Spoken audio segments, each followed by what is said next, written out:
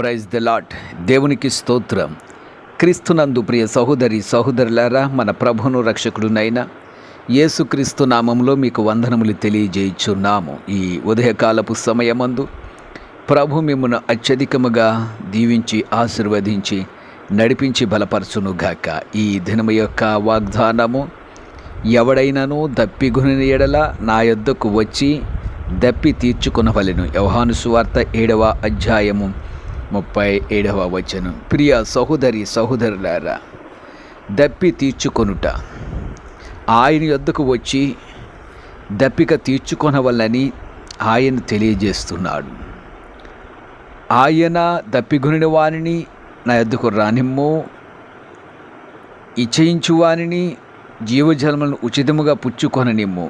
ప్రకటన గ్రంథం 22వ అధ్యాయం 17వ వచనంలో ఆయన తెలియజేస్తున్నాడు. మరొక వాక్యములో ఆయన ఈ విధంగా అంటున్నాడు, నేను ఇచ్చు నీళ్లు త్రాగువాడు ఎప్పుడును దప్పిగొనడు, నేను వానికి ఇచ్చు నీళ్లు నిత్య జీవమునకే వానిలో ఊరిడి నీటి బుగ్గగా ఉంటును. యోహాను సువార్త 4వ అధ్యాయం 14వ వచనం. క్రీస్తునందు ప్రియ సహోదరి సహోదరులారా, ఈ వాక్యములను మనం గమనించినట్లయితే రక్షణ నిశ్చయతను గూర్చి, నిత్య జీవమును గూర్చినటువంటి వాక్యమును లేక జీవజలమును గూర్చి ఆయన తెలియజేస్తున్నాడు. నేనిచ్చు నీళ్లు త్రాగువాడు ఎప్పుడు దప్పిగొనడు, నేను వానికిచ్చి నీళ్లు నిత్య జీవమునకే వానిలో ఊరిడి నీటి బొగ్గ. ప్రియ సహోదరి సహోదరులారా, దప్పిగొనని జీవజలము యేసయ్య వద్ద ఉన్నది.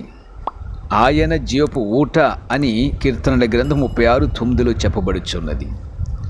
ఆయన ఊరిడి నీటి బుగ్గగా ఉన్నాడు.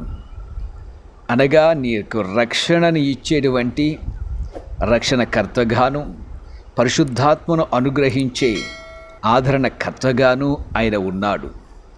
ప్రియ సహోదరి సహోదరులారా, దప్పికను గూర్చి ఆయన తెలియజేస్తున్నాడు. నీవు ఎవరి కోసం దప్పిగొని ఉంటున్నావు? లోకము కోసమా, ప్రభు అయినటువంటి యేసుక్రీస్తు కోసమా? ఎవరు దప్పిగొంటున్నారు? దప్పిగొనిన వారి ఎవరు? రక్షణలో నడిపించబడుచున్నటువంటి వారు, రక్షణ లేక అల్లాడుచున్నటువంటి వారిని ప్రభు అయినటువంటి యేసుక్రీస్తు పిలుస్తున్నాడు. దప్పిగొనిన సమరయ స్త్రీకి జీవజలపు ఊటను అనుగ్రహించిన దేవుడు ఈ ఉదయకాల సమయమందు వాక్యం వింటున్న ప్రతి ఒక్కరి జీవితాల్లో జీవజలమును ఆయన ఇస్తున్నాడు.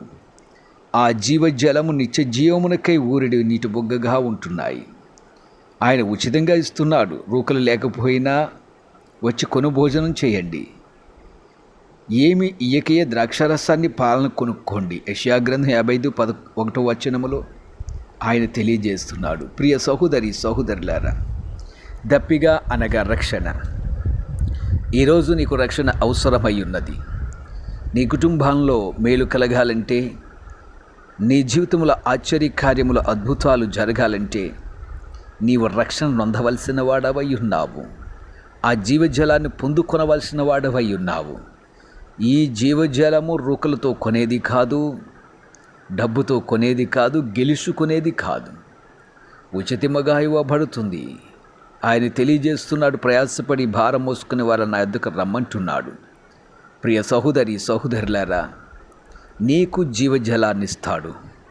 పాపము చేతను దప్పుకొని ఉన్నావా? నీ పాప భారాన్ని తొలగించడానికి యేసయ్య ఈ లోకంలోనికి వచ్చాడు. ప్రియ సహోదరి సహోదరులారా, మీ సమస్యల చేత మీరు దప్పుకొని ఉన్నారేమో. మీ సమస్యలు అనేటువంటి ఈ సుడిగుండములో మీ దాహమును తీర్చేవాడు లేడనుకుంటున్నారేమో. ఆయన ఉన్నాడు. ఆయన ప్రభు అయినటువంటి యేసుక్రీస్తు మీ సమస్యలు అనేటువంటి దప్పికను, పాపం అనేటువంటి దప్పికను, వీటన్నిటి నుంచి మీకు విడుదల కలగజేసి జీవజలము అనే రక్షణ నిశ్చయత గల నిత్య జీవాన్ని దేవుడు మీకు ఇవ్వడానికి సిద్ధముగా ఉన్నాడు. నేడే ఆ యొక్క నిత్య జీవాన్ని పొందుకోవడానికి రండి, ఉచితముగా రండి, ఉచితముగా పొందుకోండి.